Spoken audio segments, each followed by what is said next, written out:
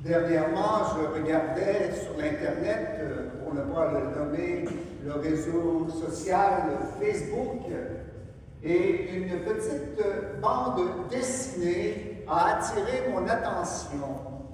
On y voit un garçon de peu près 6 ans qui est avec son papa, et le garçon demande à son père, « Papa, qu'est-ce que c'est que ça, des valeurs? » Et le père de lui répondre, pour beaucoup de gens, les valeurs, c'est l'argent, ce sont les bijoux, c'est les maisons, c'est les gros comptes en banque. Mais pour nous, mon fils, les valeurs, c'est la famille, l'amitié, la bonté, la générosité, l'humilité, l'honnêteté.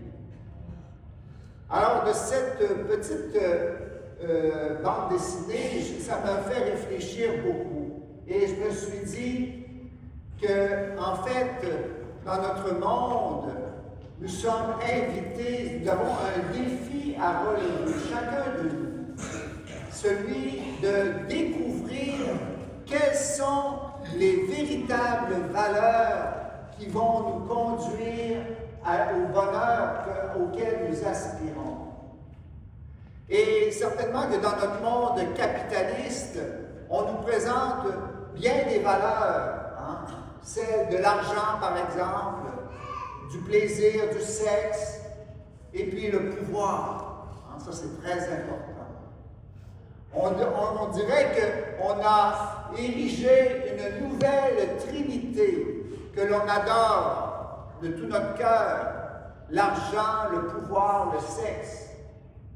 Ça a remplacé la véritable Trinité, qui est le Père, le Fils et le Saint-Esprit, le Dieu d'amour. Et justement, eh bien, notre vie chrétienne consiste à justement ériger les vraies valeurs que nous allons trouver, valeurs de l'amour, valeurs de la vérité, de la bonté, de la justice, de la paix. Et cela, eh bien, frères et sœurs, eh bien, nous avons besoin du Seigneur pour le faire. Et Jésus, justement, dans l'Évangile que nous venons d'entendre, eh bien, nous dit que ce monde dans lequel nous sommes, eh bien, les fils des ténèbres de ce monde sont plus habiles entre eux que les fils de la lumière. C'est une constatation qu'on peut faire encore aujourd'hui. Pour faire le mal, eh bien, les gens sont très, très intelligents. On invente toutes sortes de fraudes astucieuses pour tromper et dépouiller les personnes. Et tandis que pour faire le bien, eh bien là, on est beaucoup moins astucieux, beaucoup moins intelligent. Un autre exemple, eh bien, pour faire la guerre, on trouve toujours de l'argent. Si vous remarquez, je voyais là, j'ai fait une petite recherche, là, seulement pour un avion F-35, un avion, 100 millions de dollars. Pour ça, là, on va dépenser l'argent qu'on n'a pas. Le gouvernement, c'est pour ça qu'on est dans le déficit. Et justement, bien pour faire la paix, pour loger les sans-abri, pour nourrir les affamés, pour soigner les malades, bien là, on n'a plus de budget. Ça va mal. On n'a pas d'argent. Voyez-vous encore, on a encore ce problème-là qui existait au temps de Jésus. Et Jésus nous dit aujourd'hui que notre vie, eh bien, à la fin de notre vie, nous aurons, comme le gérant malhonnête, nous devrons rendre des comptes au Seigneur. Comment est-ce que j'ai utilisé les richesses, les biens, l'argent que j'ai à ma disposition? Est-ce que je les ai utilisés pour aimer ou pour haïr? Et justement, bien, le Seigneur nous donne le rôle, le but de l'argent que nous avons. L'argent, c'est justement, nous dit le Seigneur, eh bien, faites-vous des amis avec l'argent malhonnête. Alors, moi, j'aime pas tellement cette traduction argent malhonnête, parce qu'elle est un peu vague.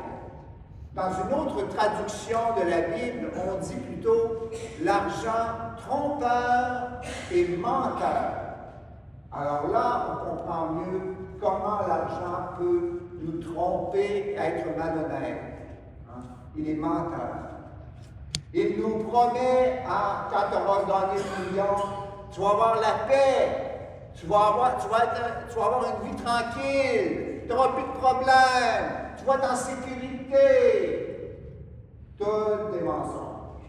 Regardez la vie réelle des gens millionnaires, eh bien, sont loin de la tranquillité et de la paix. Ils ont toujours peur. Peur qu'on leur vole leur argent, peur qu'il y ait un crash boursier dans lequel ils ont mis à investir tout leur avoir, puis qu'ils perdent ça du jour au lendemain. Ils sont terrorisés par regarder la bourse, comment ça va, parce que si ça baisse, là, ils vont perdre. Alors, ils sont loin de la tranquillité, de la sécurité. L'argent trompeur et menteur va leur faire croire que, oui, quand tu auras bien de l'argent, ça montre que tu es une personne de valeur, tu es une personne intelligente, tu es bonne, tu es vraiment quelqu'un de bien. Mais, vous savez, ce n'est pas vrai que notre valeur personnelle dépend des biens matériels que nous avons. Car nous réussirons notre vie, non pas parce que nous avons un gros compte en banque, mais parce que nous avons appris à aimer. Parce que l'argent, les biens matériels, c'est fait pour que nous apprenions à aimer, à nous faire des amis. Comme le gérant malhonnête, eh bien, le Seigneur l'a loué parce qu'il a réussi à se faire des amis avec les biens dont il avait la gestion. Ce n'était pas ses biens, mais les biens de son maître. Alors, justement, le Seigneur veut nous inviter à utiliser notre argent pour aimer, pour apprendre à aimer nos frères et nos sœurs et à aimer Dieu aussi. Il nous dit à la fin de l'Évangile, celui qui est digne de confiance dans une petite affaire est digne de confiance aussi dans une grande. Alors, le Seigneur nous invite à changer notre évaluation de la valeur de nos avoirs et de nos biens. Parce qu'il appelle une petite affaire, justement, des affaires d'argent, des affaires de business, des affaires de biens matériels.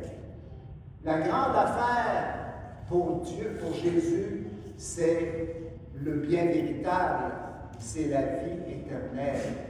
Et c'est pour cela que nous pouvons donner tout et faire tout pour que nous puissions être capables de recevoir ce bien véritable, cette vie éternelle qui va combler notre cœur, parce que la vie éternelle, c'est l'amour éternel du Père et du Fils et du Saint-Esprit qui vient dans nos cœurs nous habiter pour nous donner la joie et la paix que personne ne pourra nous enlever. Alors demandons au Seigneur durant cette Eucharistie que nous sachions où se trouvent les vraies valeurs et que nous puissions grandir dans cet amour de Dieu qui est la valeur par excellence, puisqu'elle nous porte, elle nous donne en vérité le bonheur éternel. Amen.